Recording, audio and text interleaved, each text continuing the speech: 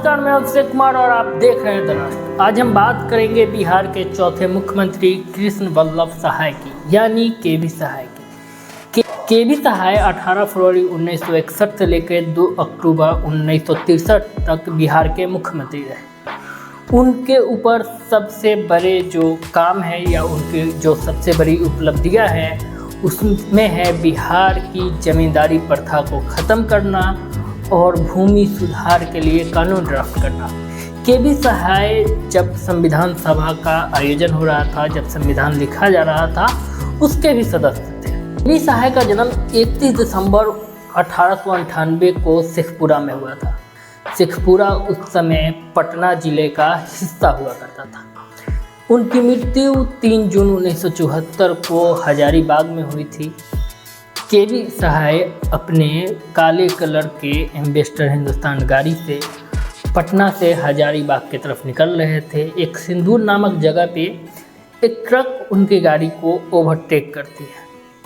Truck कुछ दूर आगे जाती है, फिर ब्रेक लगाती है और गाड़ी पीछे आने लगती है। देखते ही देखते उनकी गाड़ी ट्रक से टकराती है और केबी सहाय की मृत्यु उसी समय मौके पर ही हो जाती है। केबी सहाय के पिता का नाम मुंशी गंगा प्रसाद था। मुंशी गंगा प्रसाद हजारीबाग के दरोगा हुआ करते थे। केबी प्रसाद शुरू से ही शिक्षा के लिए अधिक अग्रसर रहते थे। उनका मन शिक्षा में अधिक लगता था।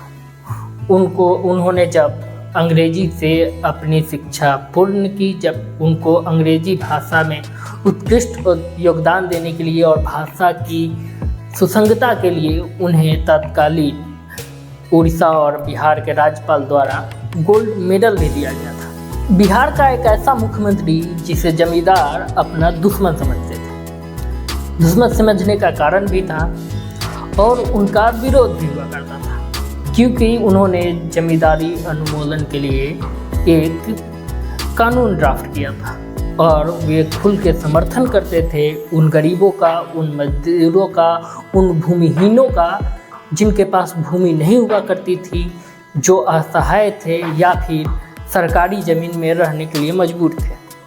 उन्होंने कानून के तहत उन भूमिहीनों को ज़मीन मुहैया कराने का काम किया। तो सरकारी ज़मीन पे या फिर कहीं ऐसे ज़मीन पर रहते थे जो बड़े ज़मींदारों का था, लेकिन उन पे डर रहता था कि कब उन्हें उनके ज़मीन से बेदखल कर दिया जाएगा। उन्होंने कानून बनाया कि बटेदारी किसानों को उनके हक का ज़मीन मिले, उन लोगों को उनका ज़मीन मिले जो उस पर खेती करते थे।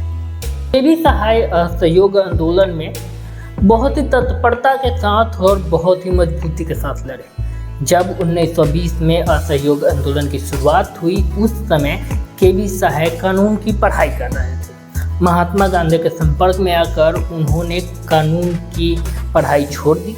स्वतंत्रता आंदोलन में उन्होंने जमकर हिस्सा लिया, कई बार जेल गए, पुलिस की लाठियाँ खाई और उन्हें बिहार का लौह पुरुष भी कहा जाता था।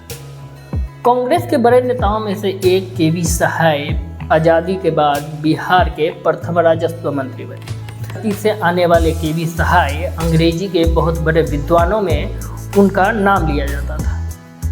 केबी सहाय पहले ऐसे मुख्यमंत्री बने जिनकी मृत्यु सड़क दुर्घटना में हुई। आपको यह हमारी सीरीज कैसी लग रही है, कमेंट बॉक्स में अपना जवाब दें और हमारे सहयोग करें।